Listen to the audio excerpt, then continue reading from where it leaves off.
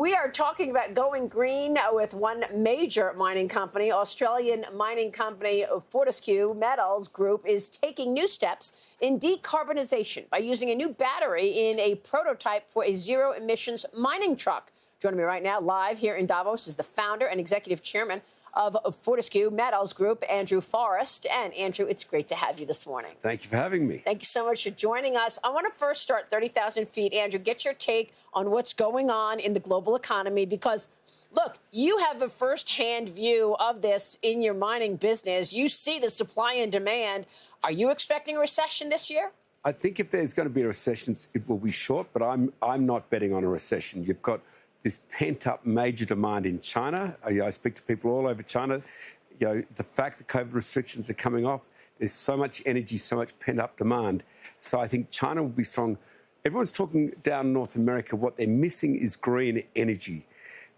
Europe, Asia, everyone is complaining to me about how unfair it is that the United States has stolen the march on green energy. And I think, well, hold the phone. You could actually catch up with them. Don't whinge about them going ahead. That Inflation Reduction Act, which Joe Manchin and others championed, it has changed the world for green energy. And that's going to open up new source of energy all over North America. I don't think you're going to export much green energy yourself because you're going to use it all yourself. That will bring down the cost of living because it'll bring down the cost of energy. And by the way, you'll lead the world in going green. So these are two macro forces which will keep China and North America pulling the rest of the world up and out of the prospect of global economic recession. Well, I'm glad you mentioned the Inflation Reduction Act, because that's exactly what it is. It was a climate change agenda act. It was really focused on doing what you say it is actually being successful at doing. But look, Andrew, overnight we got the numbers from China. 3% growth in China, down from 8.1%. How do you explain that? I know it's COVID, but will we see that kind of a significant bounce back this year? Yeah, you will. And I know so many economies around the world and big ones who'd just be popping champagne if they got 3%. It's true, right? But not China. Yeah, not China. So 3%, given what they've put that population through, like the clampdown, I reckon Australia would have had negative 15% if we whacked clampdowns on that all through COVID. That population, those entrepreneurs, they are raring to go. So, look, there's so much demand for green energy also in China. It'll start being supplied by the green energy entrepreneurs and industry in North America. The IRA has changed everything. And look, when I hear the complaints all over the world about how good the IRA is and how it's making it unfair to invest in Europe or Asia or Australia or whatever, I just know the IRA is doing its job, and those leaders in the United States government, whoever they are, they've got to be congratulated. So let's talk about this reopening that we're expecting out of China. You think 2023 is going to be a pivotal year for the world? Yeah, I do. Why? Because we've come through 3 years of hell.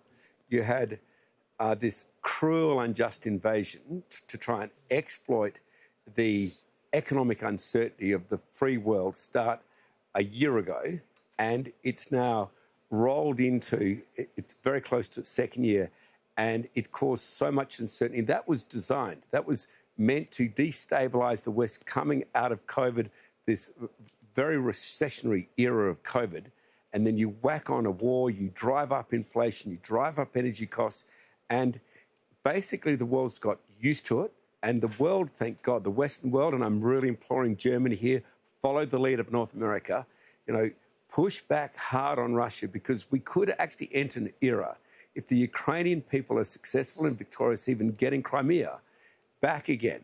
Then what you've seen America and the other strong allies do is enter the human race into the era, the one we're so glad to leave behind, and that's where violent military assault on another country can be used for political purposes.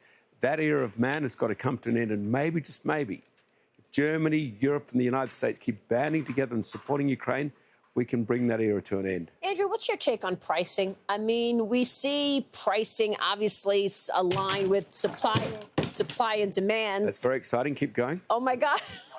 That's prices falling. I was just about to say that. The weather is calm, but obviously you know what not happened, calm right? enough. It melted, right? Yeah. We've got global warming right here. No, but seriously, in terms of pricing, what's your take in terms of the pricing mechanism and the pricing backdrop in 23? Okay. All right. Well, so for Are food, prices going higher? For food and for everything which is affected by energy, you just had a food speaker on board a second ago. Their main cost is energy, growing crops, growing this, growing that. Now, I see that energy prices have come right off their highs. They're still high, but they're stabilised. We've kind of got used to the unjust invasion, and now you're seeing green energy begin to lock in. Now, as green energy comes in, unlike fossil fuel, that golden economic rule about fossil fuel, the more you use it, the more expensive it becomes, the poorer everyone else becomes.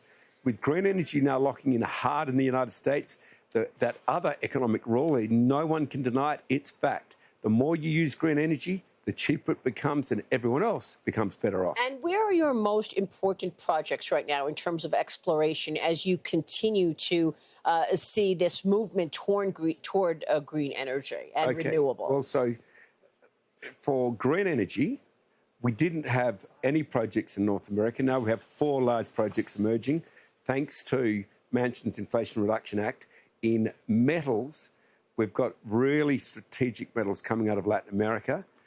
We've earned our way into a huge iron ore deposit in Africa, in a very stable country called Gabon.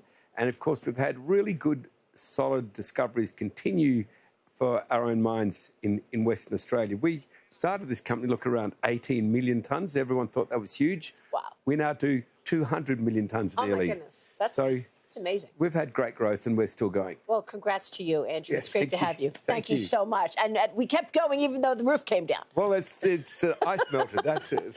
That's global warming in action. Exactly. Andrew, thank you so much. Cheers.